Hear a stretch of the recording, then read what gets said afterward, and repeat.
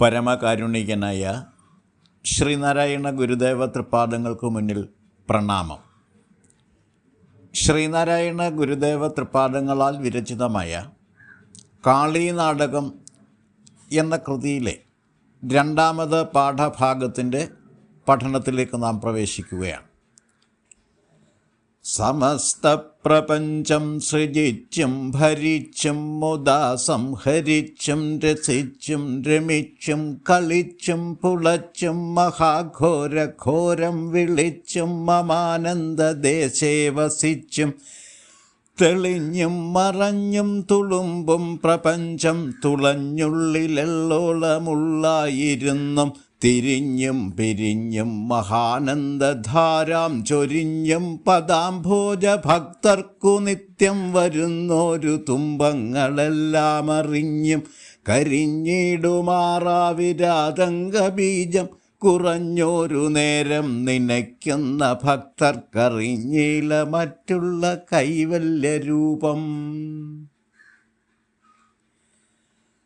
സമസ്ത പ്രപഞ്ചം സൃജിച്ചും ഭരിച്ചും മുദാ സംഹരിച്ചും രസിച്ചും രമിച്ചും കളിച്ചും പുളച്ചും മഹാഘോരഘോരം വിളിച്ചും മമാനന്ദദേശേ വസിച്ചും തെളിഞ്ഞും മറഞ്ഞും തുളുമ്പും പ്രപഞ്ചം തുളഞ്ഞുള്ളിലെള്ളോളമുള്ളായിരുന്നും തിരിഞ്ഞും പിരിഞ്ഞും മഹാനന്ദധാരാം ചൊരിഞ്ഞും പദാംഭോജ ഭക്തർക്കു നിത്യം വരുന്നൊരു തുമ്പങ്ങളെല്ലാം അറിഞ്ഞും കരിഞ്ഞിടുമാറാവിരാതംഗബീജം കുറഞ്ഞൊരു നേരം നനയ്ക്കുന്ന ഭക്തർക്കറിഞ്ഞില്ല മറ്റുള്ള കൈവല്യരൂപം.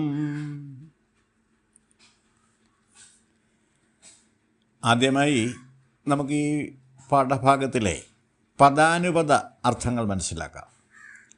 സമസ്ത പ്രപഞ്ചം സൃജിച്ചും ഭരിച്ചും, പ്രപഞ്ചം മുഴുവനും സൃജിക്കുക എന്ന് പറഞ്ഞാൽ തന്നിൽ നിന്ന് തന്നെ വെളിപ്പെടുത്തി കൊണ്ട് വരിക എന്നാണ്. അങ്ങനെ ചെയ്തും അതുപോലെ തന്നെ ഭരിച്ച് വേണ്ട പ്രകാരത്തിൽ നിലനിർത്തിയും, മുദാ സംഹരിച്ചും മോദത്തോടുകൂടി തന്നിലേക്ക് തന്നെ സംഹരിച്ച് അല്ലെങ്കിൽ തന്നിലേക്ക് തന്നെ പിൻവലിച്ച് ആനന്ദിച്ചും രസിച്ചും രമിച്ചും അതിൽ രസം കണ്ടെത്തി സുഖിച്ചും കളിച്ചും പുളച്ചും കളിച്ചു ലസിച്ചും മഹാഘോരഘോരം വിളിച്ചും മഹാഭയം ജനിപ്പിക്കുന്ന ഘോരനാദങ്ങൾ പുറപ്പെടുവിച്ചും മമ ആനന്ദദേശേ വസിച്ചും എൻ്റെ ഹൃദയാകാശത്തിൽ കുടികൊണ്ടും തെളിഞ്ഞും മറഞ്ഞും തുളുമ്പും പ്രപഞ്ചം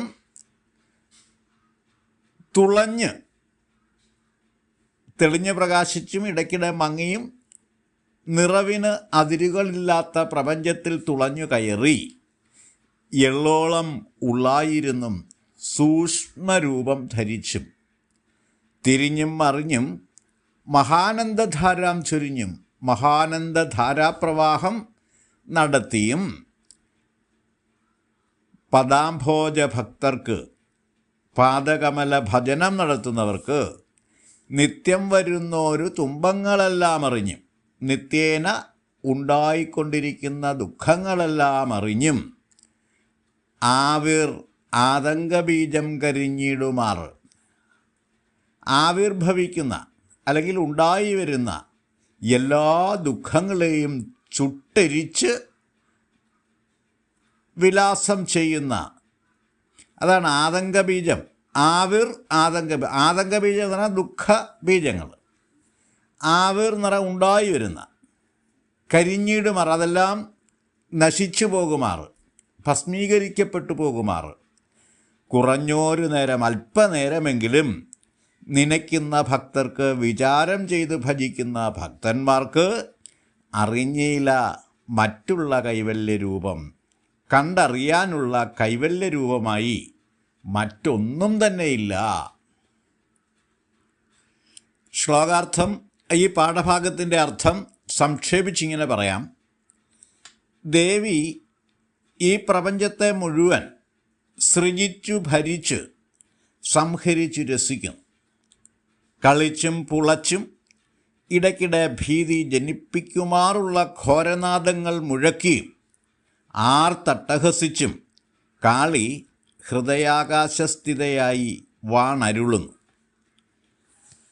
വിജ്ഞാനികളുടെ ബുദ്ധിമണ്ഡലത്തിൽ തെളിഞ്ഞു പ്രകാശിച്ചും അജ്ഞാനികളിൽ നിന്ന് മറഞ്ഞു നിന്നും കുടികൊള്ളുന്ന ദേവി നിറവിന് അതിരുകളില്ലാത്ത ഈ പ്രപഞ്ചത്തിൻ്റെ ഉള്ളിൽ തുളഞ്ഞു കയറി അതിസൂക്ഷ്മരൂപം പൂണ്ട് എള്ളിൽ എണ്ണ എന്ന പോലെ സർവാന്തര്യാമിയായി വിരാജിക്കുന്നു.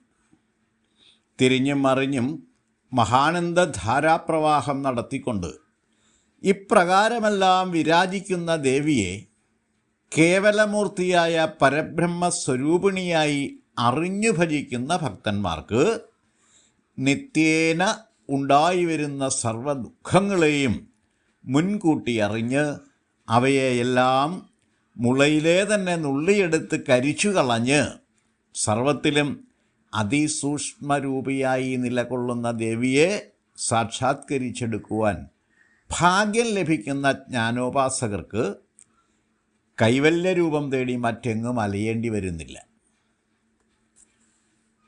ഭദ്രകാളി അഷ്ടകം എന്ന കൃതിയിൽ ഏകവും അഖണ്ഡവുമായ പരബ്രഹ്മമൂർത്തിയെ അദൃശ്യയായി മറഞ്ഞു നിന്നുകൊണ്ട് ലോകത്തിന് ഭദ്രമായവ മാത്രം പ്രദാനം ചെയ്യുന്ന ഭദ്രകാളീഭാവം നൽകി ഗുരു നമുക്ക് പഠിപ്പിച്ചു തന്നു. കാളിനാടകമെന്ന ഈ കൃതിയിൽ അതേ ദേവിയെ തന്നെ പ്രപഞ്ചനാടകമാടുന്ന മഹാനർത്തകിയായി അവതരിപ്പിച്ചിരിക്കുന്നു. ദർശനമാലയിലും ബ്രഹ്മവിദ്യാ പഞ്ചകത്തിലും ആത്മോപദേശ ശതകത്തിലും അദ്വൈത ദീപികയിലും സ്വാനുഭവഗീതയിലുമൊക്കെ അവതരിപ്പിച്ചിട്ടുള്ള അദ്വൈത രഹസ്യം തന്നെയാണ് മറ്റൊരു തരത്തിൽ കാളീനാടകം എന്ന കൃതിയിലും ഗുരു അവതരിപ്പിച്ചിരിക്കുന്നത്. സമസ്ത പ്രപഞ്ചം സൃജിച്ചും ഭരിച്ചും മുതാ സംഹരിച്ചും രസിച്ചും രമിച്ചും തെളിഞ്ഞും മറഞ്ഞും തുളുമ്പും പ്രപഞ്ചം തുളഞ്ഞുള്ളിലെള്ളോളമുള്ളായിരുന്നും എന്ന ആ വരികൾ വളരെ ശ്രദ്ധാപൂർവം മനസ്സിലാക്കേണ്ടതാണ്. പരബ്രഹ്മസ്വരൂപിണിയായ കാളിയാടുന്ന നാടകമായി വിശ്വപ്രപഞ്ചത്തെ അനുഭവിച്ചറിഞ്ഞ ഗുരു നിറവിന് അതിരുകളില്ലാതെ വിരാജിക്കുന്ന കാളീപ്രഭാവത്തിൽ അലിഞ്ഞു ചേർന്നുകൊണ്ട് പാടുന്ന വരികളാണിത്.